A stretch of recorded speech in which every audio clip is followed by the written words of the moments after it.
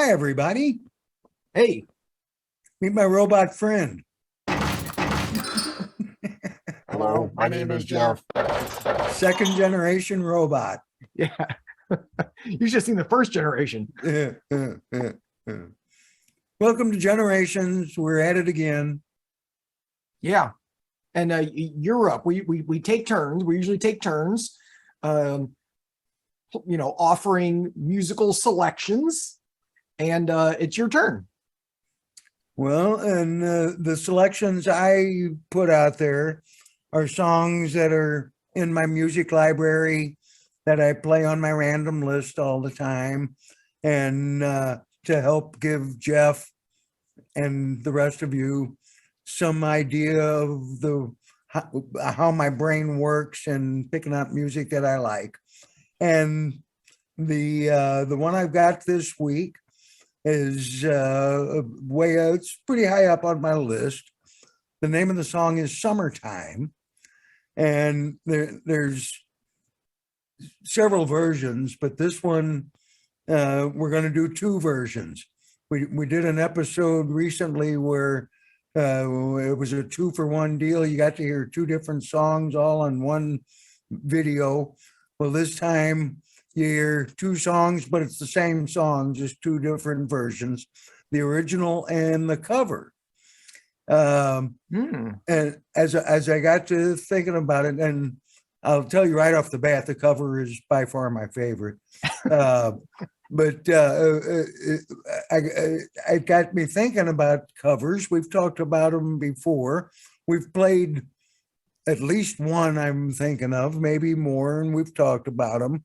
And it got me thinking, most bands, if not all bands, when they start out as a garage band or playing wedding receptions, they all do covers. That's all they do, because nobody's ready to take any music they might have written themselves later on when they develop their own style and feel, then they write their own songs, and even then they'll do a cover now and then. The Beatles started off playing in clubs, a lot of them in Germany for a long time, in these seedy basement cellar nightclubs, doing nothing but playing covers. They weren't playing their own stuff then. That came later on. Lots of early rock and roll was covers of old blues songs and soul songs and folk songs from the 20s and 30s, and they'd redo it in their own style and whatever.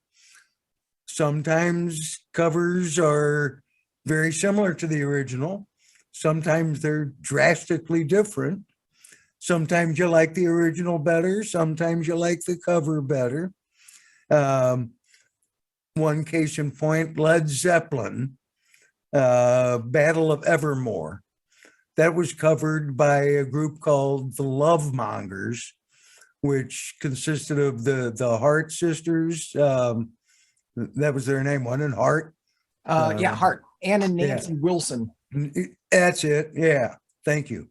And they had a separate band they called the Love Mongers. They did a cover of Battle of Evermore. I like it a little bit more than the original. What? It's shocking even to me. No, wait a minute. But wasn't the Battle of Evermore, didn't Led Zeppelin, wasn't that a cover that they did? Didn't somebody else do that before? I don't know. I assumed. No, maybe it's not. Maybe I'm thinking of a different Led Zeppelin song. We'll have to look that up, and I'm sure our viewers will let us know what the true skinny is on that. Now I'm curious. I thought you had a version of it that was, maybe it was the Love Mongers one. Maybe that's what I'm thinking. Yeah. Okay. All right. Anyway, sorry. Continue. Another one is Joan Baez did the original of Diamonds and Rust, and it was covered by Judas Priest, which was much better. In this case, I like the Joan Baez version a lot better, the original. But anyway, so as a point of reference in this episode, we're going to do both. We're going to do the original version and the cover version for reference. The original version is from 1935, written by George Gershwin. Have you heard of George Gershwin? Do you know who he is? Rhapsody in Blue, and he wrote a bunch of stuff back then. He died young. Who knows what he would have? But it was written. He wrote a opera called Porgy and Bess. If you've heard of that, it came out in 1935. This song was part of that. That's what he wrote it for. The video, if we managed to get it to come up properly, video is from the movie, which was made in 1959. And the singer is Carolyn Blackwell. And with that, this is the original Summertime from Porgy and Bess. All right. Okay. Here we go.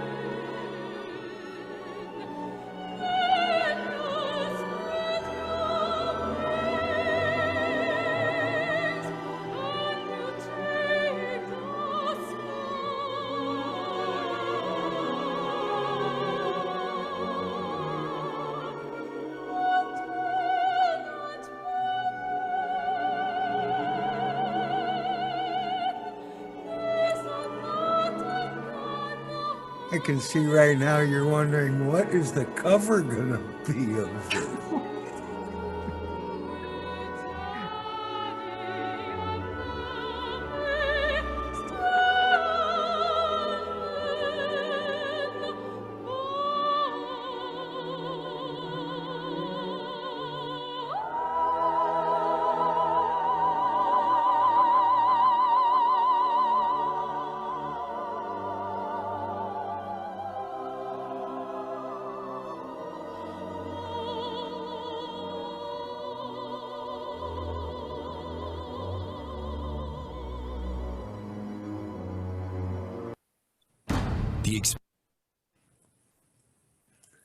Now, Okay. I couldn't see the video.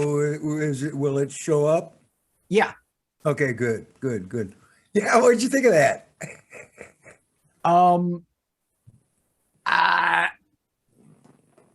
mean, she's got an incredible voice. I had no idea what the hell she was saying.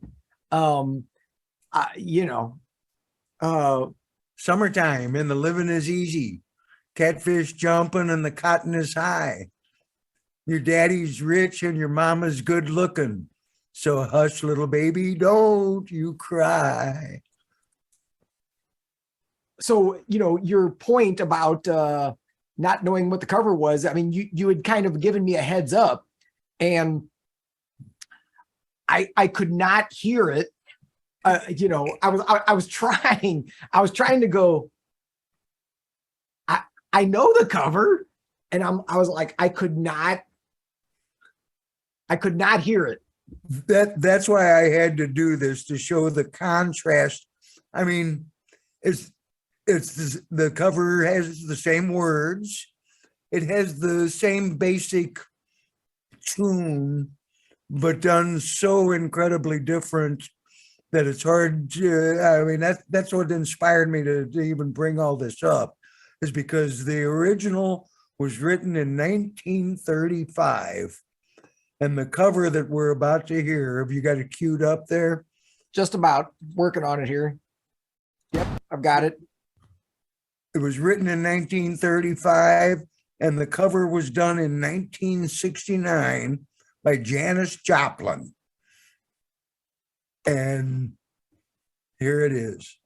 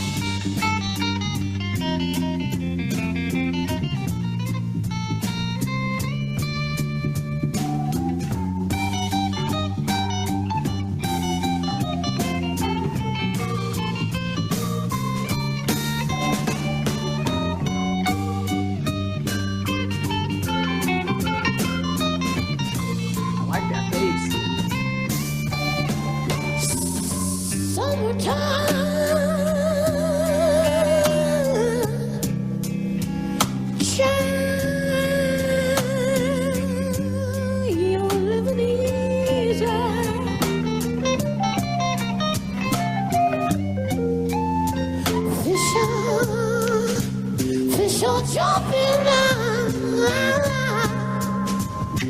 hey, the kind of Lord, cotton is high, not so high,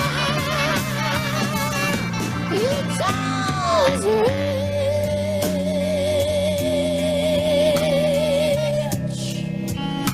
and your mom,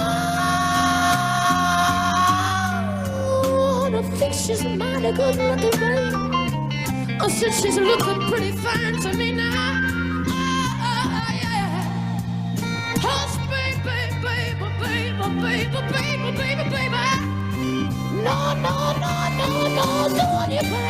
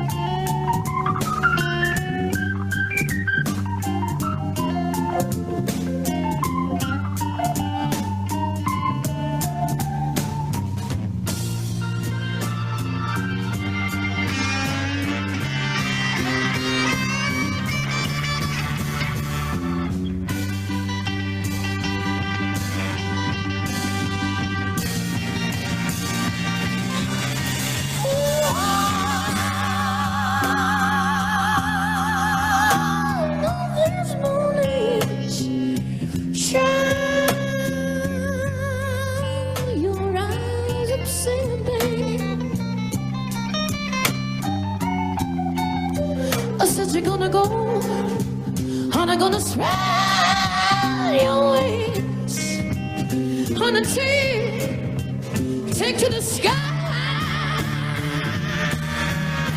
the sky until that morning.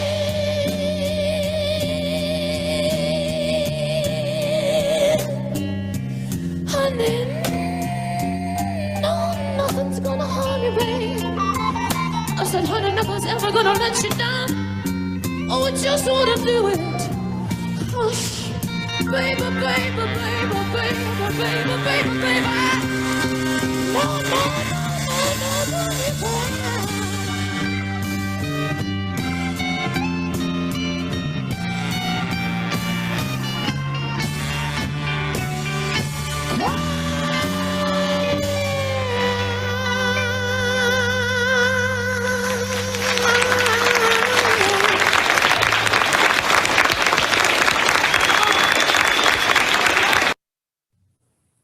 So which do you Damn. like better? Damn. Man, that is a very different version. She can belt it out, can't she? Holy crap. I love it. Yeah. So Yeah. intense, so much emotion. I don't much listen to a lot of her stuff, but the stuff she's got that I like, man, I really like. She's something, and such a tragic figure. Yeah, amazing. I mean, now that is a cover. And you know, how does a 1969 hippy dippy rock and roll singer pick out a 1935 opera song to cover? How does that happen? Hey, Janis, you ought to do this song from 1935. Huh? Well, I mean, that's what I mean. Like listening to the original, like I couldn't figure it out. I'm like, how did, like, they don't even sound like most covers, you recognize it like right away, right? You're like, oh yeah, I know that song. You know, and yeah, they put their own spin on it or whatever. But Like Battle of Evermore, almost exactly the same, but it's a cover. yeah. Yeah. These are like two different songs. Yeah. Yeah, I love it too that the original, that it's this opera, right? So the way that it's being sung is operatic, and Janis has this gravelly, scratchy, funky voice, it's like screamy. I love it. It's great. Yeah. That's why I had to put them both in there for the juxtaposition. Fair. I think that's fair.